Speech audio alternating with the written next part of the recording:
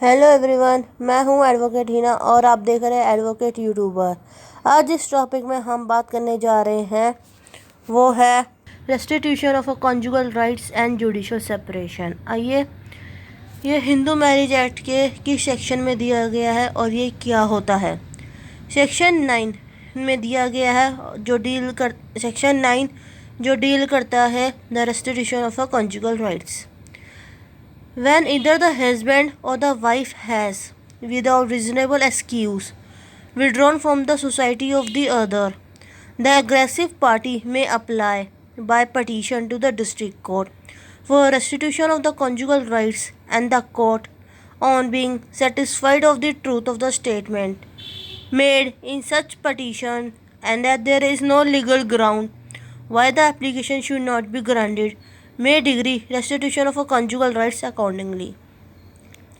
Basically जो restitution of a conjugal rights जो होता है, ये सेक्शन तब यूज़ आता है जब वाइफ मैरिज के बाद किसी विदाउट रीजनेबल एक्सक्यूज़ बिना किसी वजह से पति का घर छोड़ के चली जाती है अपने मायके रहने के लिए और वापस आने के लिए वो मना कर देती है।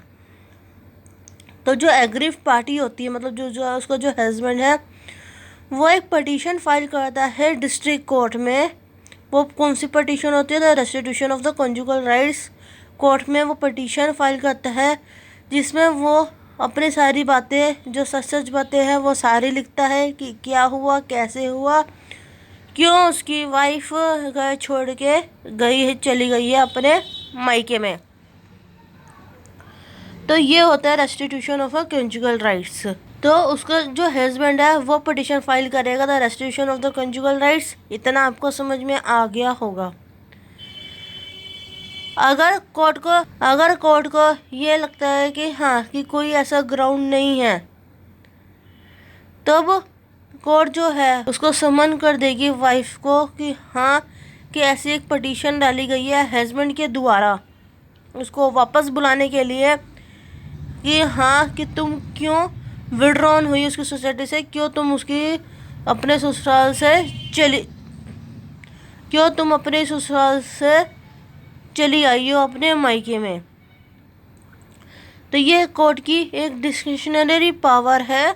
जब वो हस्बैंड सेटिस्फाई कर देगा तो उसको अपनी पिटीशन में सारी वो बातें लिख देगा, एंड साथ में जब कोई लीगल ग्राउंड नहीं बनता why the application should not be granted, कि क्यों नहीं ग्रांट की जाएगी, तो वो कोर्ट की डिस्क्रिशनरी पावर है कि may decree restitution of the conjugal rights accordingly. वो जो केस है, एज द केस में भी जो भी केस होगा उसके तहत जो कोर्ट है वो वाइफ को समन भेज देगी, उसको बुलाएगी कि हाँ कि क्या बात है। Explanation where a question arise, जहाँ ये क्वेश्चन अराइज होता है whether there is a reasonable excuse, कि एक एक्सक्यूज़ है, एक वजह है पति का घर छोड़ के जाने की, हस्बैंड का घर छोड़ के जाने की वाइफ का, कि हाँ कि मैं इस वजह से छोड़ के आई हूँ, कोई लीगल ग्राउंड बनता है।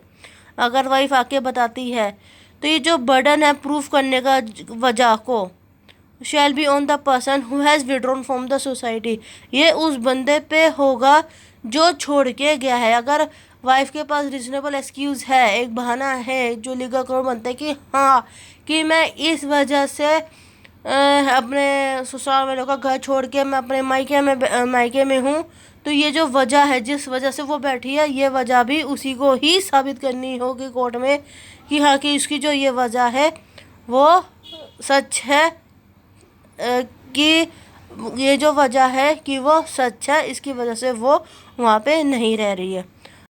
Section 3 clause B district court. District court means in any area for which there is a city civil court. District court का ये मीनिंग होता है कि कोई भी ऐसा एरिया जहाँ पर हो उस सिटी का civil court. And in any other area the कोई और दूसरा area the principal civil court of original jurisdiction, या किसी और एरिया का जो प्रिंसिपल सिविल कोर्ट है ओरिजिनल जुरिडिक्शन की, जो इंक्लूड करे किसी दूसरे एरिया का सिविल कोर्ट जो स्पेसिफाई करता है state government by notification in the official gazette. कि जो स्टेट गवर्नमेंट है वो नोटिफिकेशन देगी बाय द ऑफिशियल गैजेटी में कि इस एरिया का जो सिटी सिविल कोर्ट है वो इस प्रिंसिपल सिविल कोर्ट में इंक्लूड किया जाएगा या उसकी वहाँ पे जुरिडिक्शन होगी। In respect of the matters, जो भी वहाँ पे मैटर जो लिस्टेड होंगे, जो डील किए जाएंगे, जो इस एक्ट के होंगे। तो यहाँ पे प्रिंसिपल सिविल कोर्ट का मीन्स ये होता है कि जो हमारे हिंदू मैरिज एक्ट है, हमारा जो फैमिली लॉ है, जिसमें ये फैमिली लॉ के जो केसेस होते हैं ये फैमिली कोर्ट में जाते हैं। तो फैमिली कोर्ट जो होता है वो एक डिस्ट्रिक्ट कोर्ट के अंदर एक डिवीज़न होता है जो कि फैमिली लॉ के केसेस फैमिली कोर्ट देखेगी, क्रिमिनल केसेस क्रिमिनल कोर्ट देखेगी। तो ऐसे ही सब एक डिविजन्स होते हैं। तो प्रिंसिपल सिविल कोर्ट में जो ये हमारे जो हिंदू मैरिज ये जो है ये हमारे प्रिंसिपल सिविल कोर्ट में जाते हैं, जो एक फैमिली लॉ के केसेस डील किए जाते हैं, जो गवर्न होते हैं मैटर्स हमारे इस एक्ट में, means the Hindu marriage act 1955। If you like my videos please like share and subscribe to my channel. Bye bye.